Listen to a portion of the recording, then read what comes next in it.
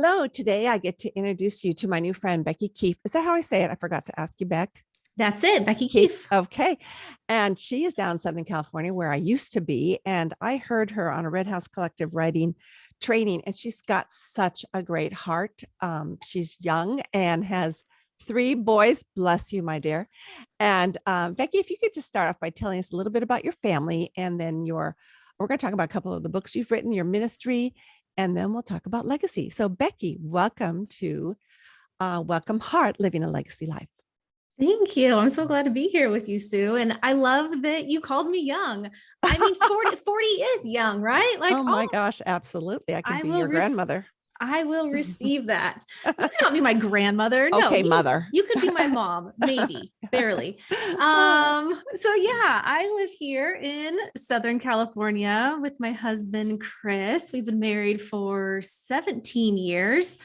Time goes by fast. And we have three spirited boys. Anyone else listening have spirited children? Yes. And they are 10, 12, and 13. And yeah, keep us on our toes and on our knees praying. And absolutely. Yeah, we love hiking our local trails. We live near the San Gabriel Valley foothills. And yeah, life is full and good. Wonderful. Wonderful. And you are a twice or three times author. Is that right? Yeah, I've written 2 books and a Bible study. Wonderful. And the first one was such a great title that I just wanted to read it. I'm into reading titles. I find that I can finish the title at least. And so the title of your first book is No Better Mom for the Job. That is such a great title. No, you know why? Because we all get discouraged. We want to give up. And it's one of those jobs that you really can't give up on. I mean, you can quit your other jobs. And that's not quite true, because I have friends whose mothers quit their job way too early and just left the family. And that's a whole nother subject. But when you're talking to moms, how do you encourage them and say that there is no better mom for the job? Well, it really comes out of my own story of believing that there actually was a better mom for the job. Not that another woman would actually come and, too bad, and take my place. I mean, if they could come like right at dinner time and bath time, like that would be excellent. But like this sinking feeling of inadequacy that another mom would do a better job in my shoes, especially when my boys were little, and especially with my firstborn, who just was like spirited and strong-willed to his core. I just felt like something was wrong with my child, or something was wrong with me, but either way, we were not a match. And so that led to this wrestling. And ultimately, I think like the deep question of, did God make a mistake in making me the mom of my exact kids? Wow. I'm sure you're not the only mom who has ever had that question in her brain. So how did God answer that? Yeah. Well, not by magically making me, like taking away all those inadequacies, but through the process of learning to trust him, to rely on him, to know that not only did he pick me to help grow my kids, but that those particular kids were meant to help grow me. Oh, isn't that the truth? Grow me in my dependence on the Lord, grow me in my hunger for the word, to realize like, I don't have enough patience or joy or strength or wisdom on my own. But guess what? Those are the exact things that God in his word promises to give us. And so really, like, that's the message of the book, that whether you came to motherhood by birth or adoption or foster care, like for whatever season your kids are entrusted to your care, God did not make a mistake. You are not the short straw that got drawn. You are not the last kid to get picked. Like he is purposeful. Doesn't mean it's easy. Doesn't mean that we won't mess up. Doesn't mean that we won't, falter and trip and have to get back up. But it does mean that God promises to always be with us, and he will equip us. And when we have that as our perspective, it's not about having more self-confidence, like do more, try harder, be a Pinterest perfect mom. Like, no, we need God confidence. And so, yeah, that's what I'm still learning, 13 years into motherhood. That's what I'm still learning. And guess what? You still will continue learning that. I'll just tell you as an older mom. I kind of feel like that's going to be yeah. a lifelong lesson, right? It's a great lesson though, because of what Paul said, that our sufficiency is in our non-sufficiency. So it's cause to celebrate. We don't feel like celebrating. The emotional jab is in our brain or in our heart, or we're just plain tired, where we go, wow, I really blew it today, Lord. And then we give it over to him. And he reminds us, oh, guess what? I am your all in all. And you wouldn't have figured that out if you were just such a hotshot mom or a hotshot anything. Right. So your latest book is on kindness. And when I first heard you speak, I thought she's such a kind person, so she's good at it. But why do you think, who is this message for specifically? The name of the book is The Simple Difference: How Every Small Kindness Makes a Big Impact. This book, message for? This message is for anyone who feels discouraged by the heavy problems of our world. This book is for anyone who wants to live their one life well, with intention and purpose. This book is for anyone who has question like, I'm a fill in the blank. I'm a stay-at-home mom. I'm, a grocery store clerk. I'm, a corporate executive who works 70 hours a week. Like, whoever you are, we can feel like surely like I don't have what it takes to make a lasting impact. Well, this book shows that actually right where you are with exactly what you already have, you can make an impact by relying on the power of the Holy Spirit in your life.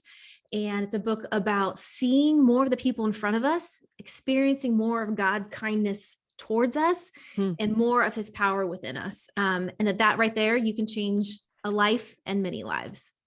Can you give us an example of when you really experienced God's kindness towards you?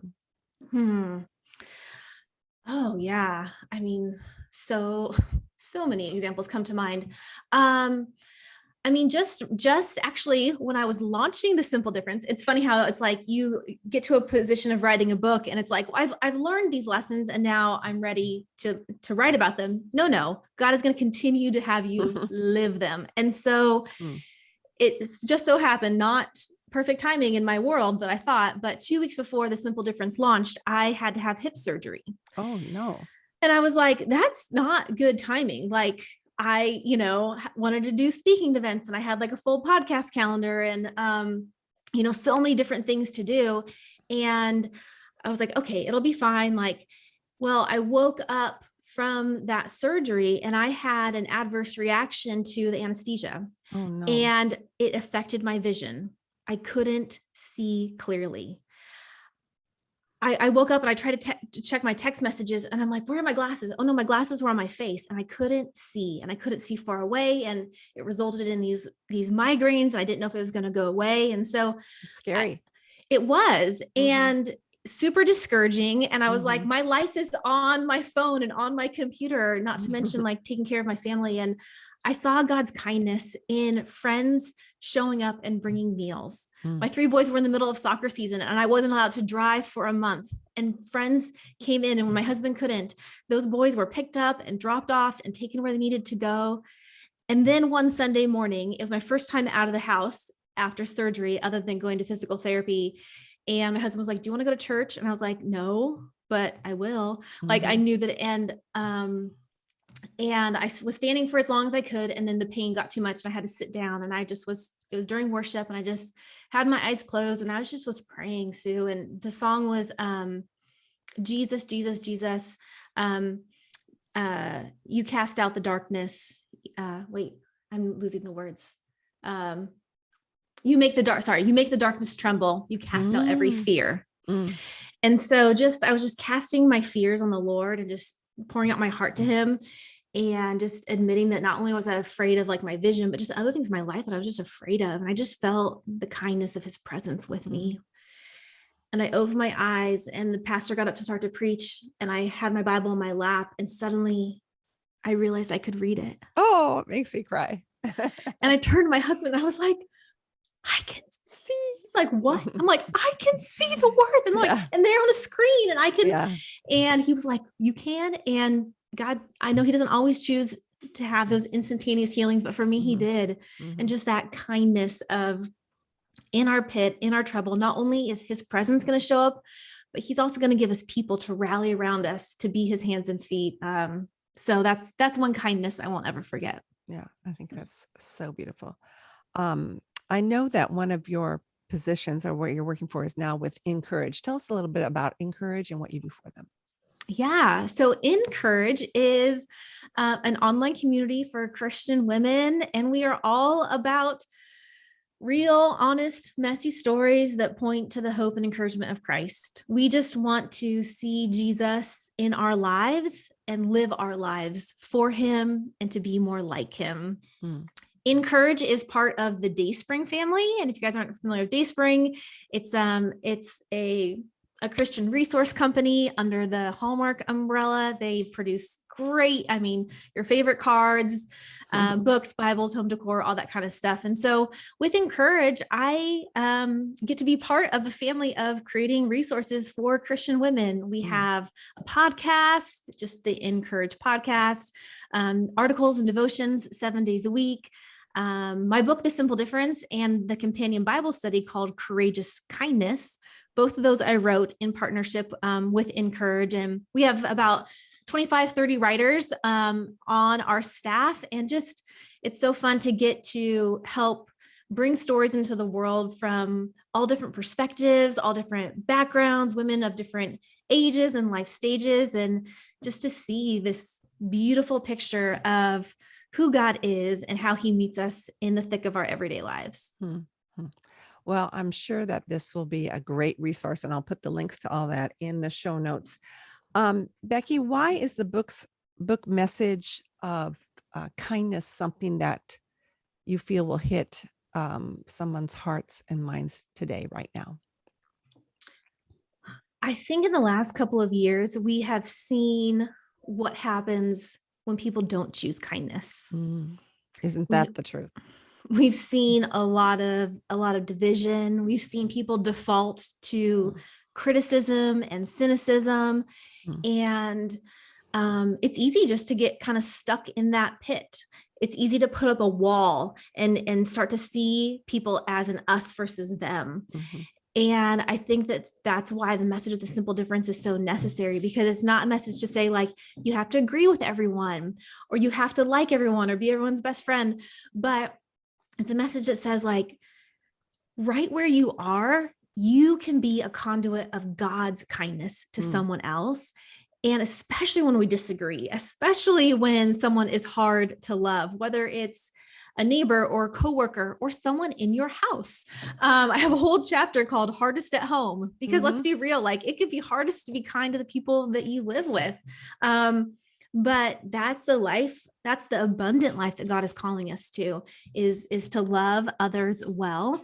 And I really feel like if we get back to that very basic, like foundation in the Lord of seeing people as image bearers of God and treating them that way, like as believers, we can shift the cultural tide and create waves of lasting change. And isn't there a scripture about the kindness of God leads us to repentance? And so when you say that we are a conduit to God, our kindness really much more than just telling the truth, it's showing the truth through the kindness of God to our neighbors and even to our enemies. I wouldn't say there are a lot of people would say, Americans would say, well, this person is my enemy, but there are people that we just maybe consciously or unconsciously just don't associate with because we don't care for their opinions, right? Or what the placards they have in their front yard. But Jesus never shied away from a person. Never.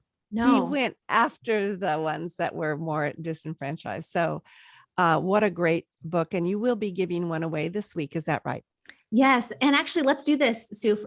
Let's give away a copy of The Simple Difference and the Courageous Kindness Bible study. Okay. So I think that will be great. And you can read them together or separately, but Courageous Kindness is a 6-week Bible study. And yeah, I think someone will really meet the Lord through that. Can they do the Bible study separate from the book? Yes, absolutely. Yes. You could give away them separately. Yeah. You don't have to read. That way 2 people can win. Yes, perfect. And they can trade when they're done or just buy the other one. All right, that's wonderful. One more thing. You do talk about anxiety and isolation when you are a speaker as well. Talk to me about that. Why have you made that one of your topics? My daughter is a marriage and family therapist at Mhm. USC, and she said all the students suffer from anxiety. And that's kind of a generalization, but we are an anxious generation.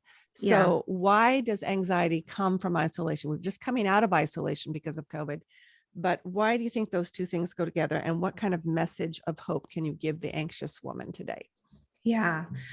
Well, kind of to go back to your very first question about that, like why have I chosen to speak about anxiety, to write about anxiety?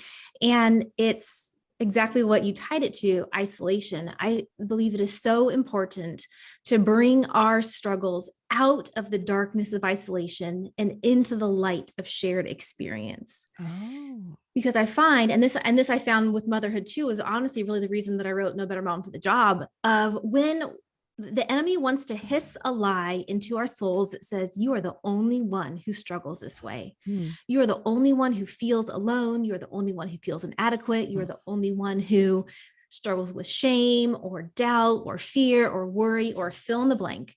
And so taking our struggles out of the darkness of isolation and by speaking them aloud or sharing them with a trusted friend or a Christian counselor, it doesn't change the struggle, but in the light, it loses a bit of the power of its grip on us. And so that's what I have experienced. Once I got honest with first myself and then with God and then my husband and a few close friends about my anxiety, which I tried for years to hide, to pray it away. If I just manage my time better or get more sleep or exercise more or stop scrolling Instagram, like all those things are good. But for me, I was diagnosed with a clinical anxiety disorder, and it wasn't just a matter of doing more or trying harder. Like I needed to be really honest with myself about what I was struggling with in order to then get the help and support I needed. And so I have found that God has just opened the door for me to share some of these struggles of this is what anxiety looks like and feels like for me. And here's how I'm struggling. And here's how I'm clinging to hope. And I'm never not amazed at the comments that I get, at the DMs that slide into, my Instagram box or the emails of people just saying, me too, or you gave voice to something that I didn't know how to name. And I think that's a powerful thing. And that's a gift that we can give ourselves. Oftentimes I figure out what I'm feeling by writing about it. That's just how God has wired me. And so for the woman who is struggling with anxiety today, I want to say that God sees you and he wants to meet you right where you are. I love Jesus's words when he says, come to me, all who are weary and burdened, and I will give you rest. He doesn't say like, clean yourself up, stop struggling, don't be weary. No, he understands that being a human is hard. And whether you struggle with anxiety or depression or something else entirely, that Jesus is a waiting invitation to come to him.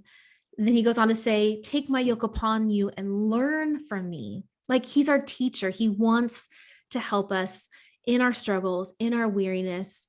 And so I would just say like your struggles are real. And so is God. That reminds me of a great quote by Walt Gerber. He said, the main responsibility of a believer is yieldedness. And we can yield to God no matter how anxious or war-torn in our emotions we are, or burdened down with real responsibilities that we can't share with someone else right now. We can always yield. We can always put our head on Jesus' lap. And if that's our main responsibility, we've got it made. But we just forget. And I think your openness with your struggles and my openness with my struggles, that's where we touch people's hearts. Jesus touched people's hearts through just admitting, hey, we don't have it all together. We always have something going on that draws us back into putting our heads in Jesus' lap. So you think about that tonight when all three of your boys come home and you're tired.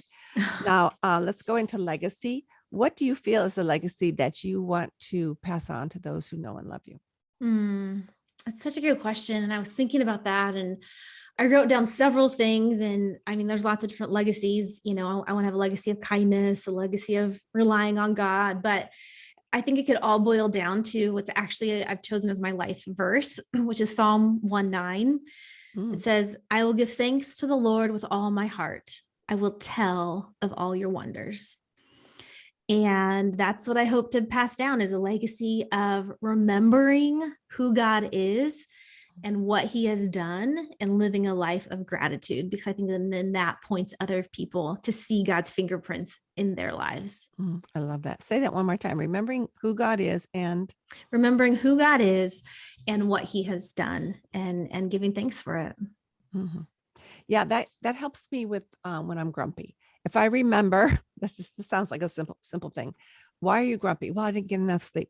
No, you're forgetting who God is and how he helped you through the last time you didn't get enough sleep.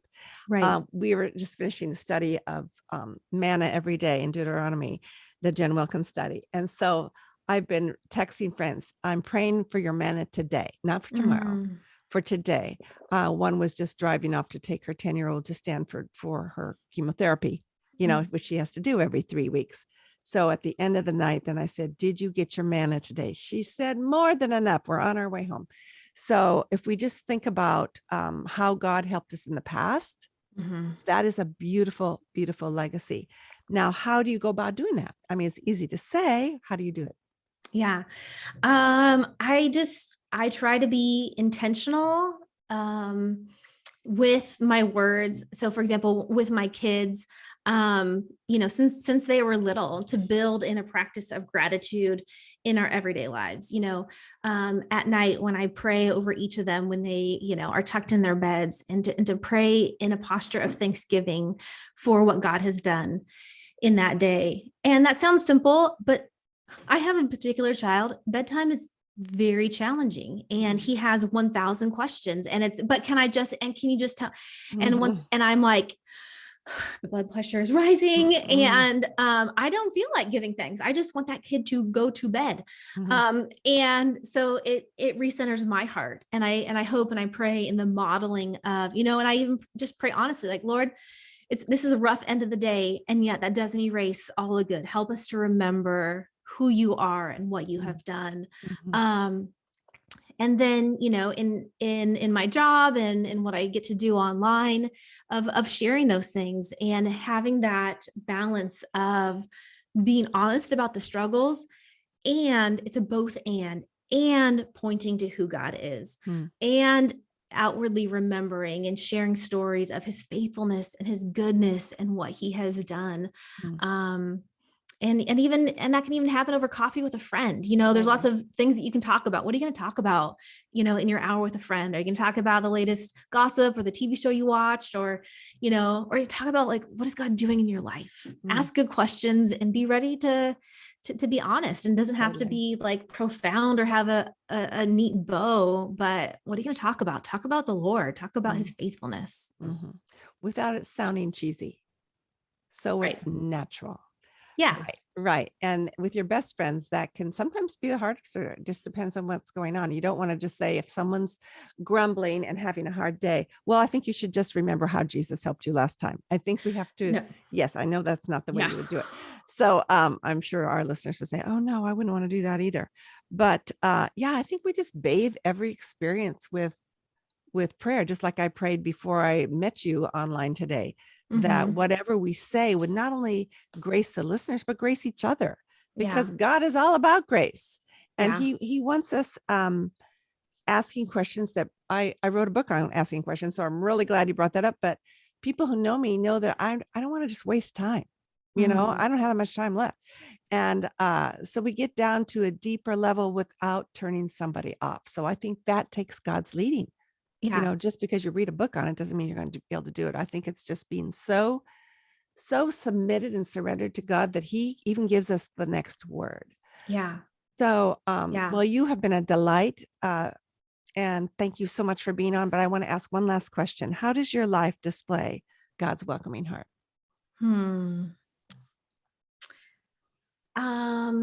I really try to live out what God has asked us, which is to love one another. And he says that by this, people will know that you are my disciple if you love one another. And so whether that's, including a neighbor who lives alone, we try to include her once a week in family dinners and invite her over for holidays. And hey, do you want to come to the soccer field? To what I share online and in my work with speaking and writing is just to continue to point back to the goodness of God, and to let people know, like, you don't have to clean up. Jesus says, like, while we were yet sinners, Christ died for us. Yeah. No one is disqualified from his kindness. And so just trying to live a life like, okay, if God didn't disqualify anyone from receiving his love and forgiveness and kindness, how small is it for me to try to live the same? Right. So beautifully said. And I appreciate you so much.